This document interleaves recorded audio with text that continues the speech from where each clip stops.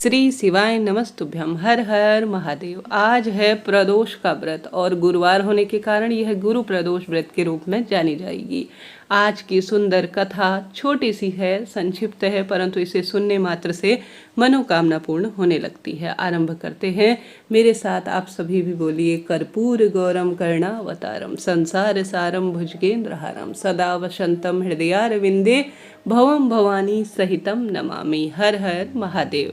आप सभी जानते होंगे प्रदोष व्रत को मंगलकारी व शिव की कृपा दिलाने वाला बहुत बड़ा व्रत माना गया है। गुरु प्रदोष त्रयोदशी व्रत करने वाले को 100 गाय दान करने के बराबर फल मिलता है और यह सभी प्रकार के कष्ट और पापों को दूर करने वाला व्रत होता है। इस व्रत की कथा श्रवण कर लेने यानी सुनने मात्र से ऐश्वर्य और विजय का शुभ फल मिलता है।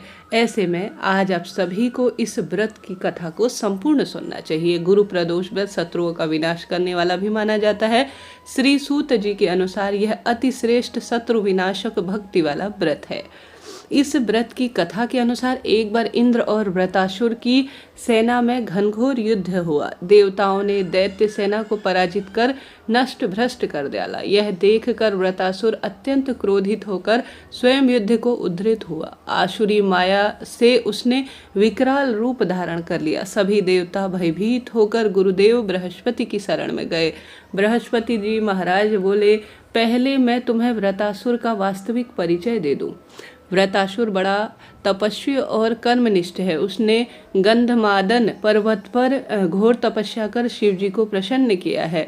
पूर्व समय में वह चित्ररथ नाम का राजा भी था। एक बार वह अपने विमान से कैलाश पर्वत की ओर चला गया।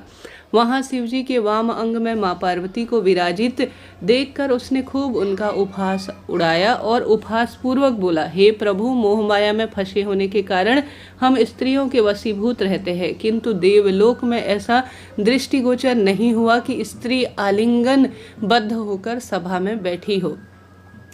चित्ररथ के यह वचन सुनकर सर्वव्यापी शिवशंकर हंसकर बोले, हे राजन, मेरा व्यवहारिक दृष्टिकोण पृथक है। मैंने मृत्युदाता कालकूट महाविष का पान किया है, फिर भी तुम साधारण जन की भांति मेरा उपहास उड़ाते हो।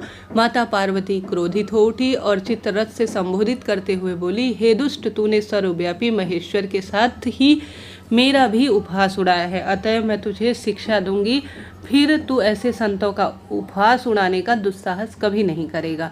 अब तू दैत्य स्वरूप धारण कर विमान से नीचे गिर और मैं तुझे श्राप देती हूँ। जगदम्बा भवानी के अभिशाप से चित्ररथ राक्षस योनि में परिवर्तित हो गया और त्वष्टा नामक ऋषि के श्रेष्ठ तप से उत्पन्न हो वृत्रासुर बना।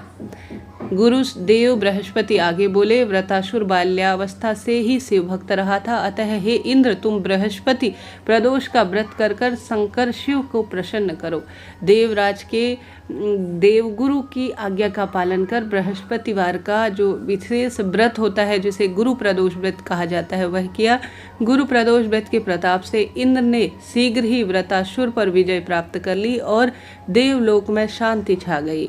अतः प्रदोष व्रत हर शिव भक्त को करना चाहिए, शत्रुओं पर विजय प्राप्त करने, रोग दोष कष्ट संकट पीड़ा से मुक्ति के लिए। इसके साथ ही एक गुरु प्रदोष व्रत की और सुंदर कथा कही जाती है, उसका भी आइए श्रवण कर लेते हैं। मेरे साथ आप सभी भी बोलिए, हर हर महादेव। कथा के अनुसार पौराणिक समय में एक निर्धन पुजारी थे। पुजारी की मौत के बाद उनकी विधवा पत्नी अपने बेटे के साथ भिक्षावृत्ति करते हुए जैसे तैसे गुजारा करती थी। एक दिन विधवा स्त्री की मुलाकात विदर्भ देश के राजकुमार से हुई। राजकुमार अपने पिता की मृत्यु के बाद निराश्रित होकर भटक रहे थे। पुजारी की पत्नी को उस पर बड़ी दया आई। वह अपने साथ उन्हें ले आई और पुत्र की तरह उनके साथ हमेशा व्यवहार करने लगी। एक बार पुजारी की पत्नी दोनों पुत्रों के साथ ऋषि सांडिल्य के आश्रम गई।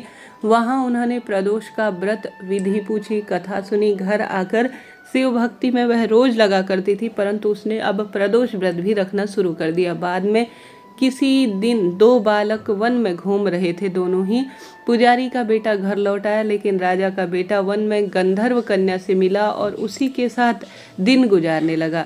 कन्या का नाम अंशुमति था। दूसरे दिन भी राजकुमार उसी स्थान पर गया। वहां अंशुमति के माता पिता उसे पहचान लिए और अपनी पुत्री का विवाह करने की इच्छा प्रकट करी।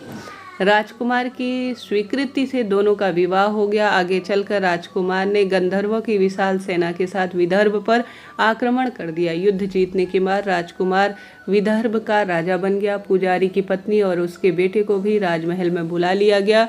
अंशुमति के पूछने पर राजकुमार ने उसे प्रदोष व्रत के बारे में बताया। उसके बाद अंशुमति भी नियमित रूप से प्रदोष का व्रत रखने लगी और प्रभु की साधना में लीन होने लगी। इस तरह से इस व्रत को करने से सभी दुख कट जाते हैं, सुखों पर प्राप्ति होती है। रोग दोष कष्ट संकट पीड़ा के निदान के लिए इस व्रत को सर्वोपरि बताया गया है। जीवन में कोई भी अगर आप बदलाव चाहते हैं तो वेद शास्त्रों में कहे गए प्रदोष व्रत को आज ही करना शुरू कर दीजिए। जीवन में कोई भी परेशानी ऐसी नहीं है जो कि महादेव की कृपा से पूर्ण न हो। अब आइए आरती कर लेते हैं। ओम जय शिव ओमकारा, स्वामी जय शिव ओमकारा, ब्रह्मा विष्णु सदा शिव अर्धांगी धारा।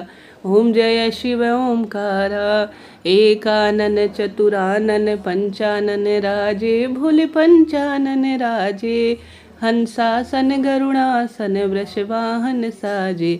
ओम जय शिव ओमकारा, दो भुज चार चतुर भुज, दस भुज अति सोहे, प्रभु दस भुज अति सोहे, त्रिगुण रूप निरखते त्रिभुवन जन मोहे। ओम जय शिव ओमकारा, अक्षमाला वनमाला मुंडमाला धारी, भोले मुंडमाला धारी, त्रिपुरारी कंसारी करमाला धारी। ओम जय शिव ओमकारा, श्वेतांबर पीतांबर बाघांबर अंगे, भोले बाघांबर अंगे, सनकादित गरुणादित भूतादिक संगे। ओम जय शिव ओमकारा, करके मध्य कमंडल चक्र त्रिशूलधारी, भोले चक्र त्रिशूलधारी, सुखकारी दुखहारी जगपालनकारी। ओम जय शिव ओमकारा, ब्रह्मा विष्णु सदा शिव जानत अविवेका, प्रभु जानत अविवेका,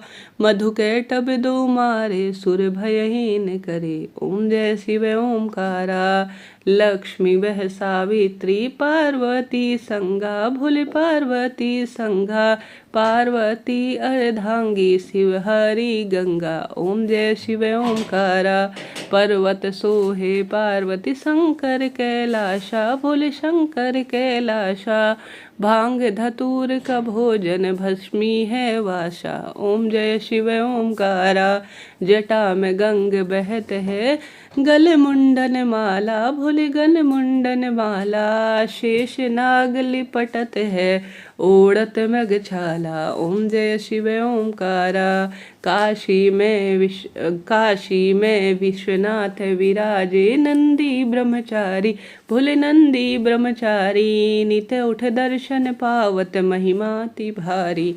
ओम जय शिव ओमकारा, त्रिगुण स्वामी जी की आरती जो कोई नर गाते, भोले प्रेम सहित गावे, कहत शिवानंद स्वामी मन भजत हरि हर स्वामी मन वांछित फल पाते। ओम जय शिव ओमकारा।